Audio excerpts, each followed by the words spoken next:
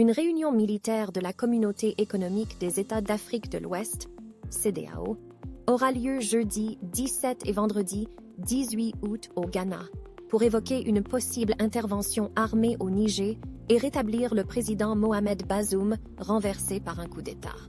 En attendant, la Russie et le Mali ont appelé mardi 15 août, par la voix de leur président, à une résolution de la crise uniquement par des moyens pacifiques politico-diplomatiques. Les leaders maliens Assimi Goïta, à gauche, et russe Vladimir Poutine, à droite, se sont entretenus par téléphone à l'initiative malienne, sur le Niger, selon le Kremlin.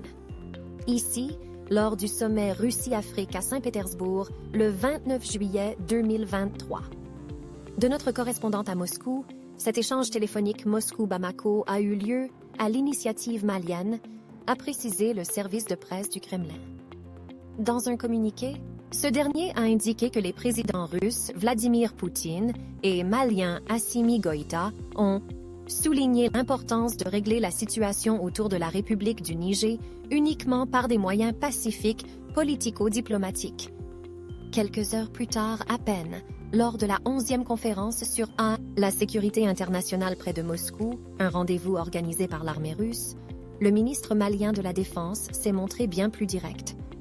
Sans la nommer, mais dans une remarque transparente, Sadio Camara a sévèrement critiqué la CEDEAO, l'incurie des organisations régionales, incapables de trouver des solutions, mais promptes à condamner, menacer, sanctionner, voire attaquer militairement les peuples libres, engendre la création de nouvelles formes d'alliances basées sur la perception d'une communauté de destin et prête à se structurer et concurrencer l'architecture existante.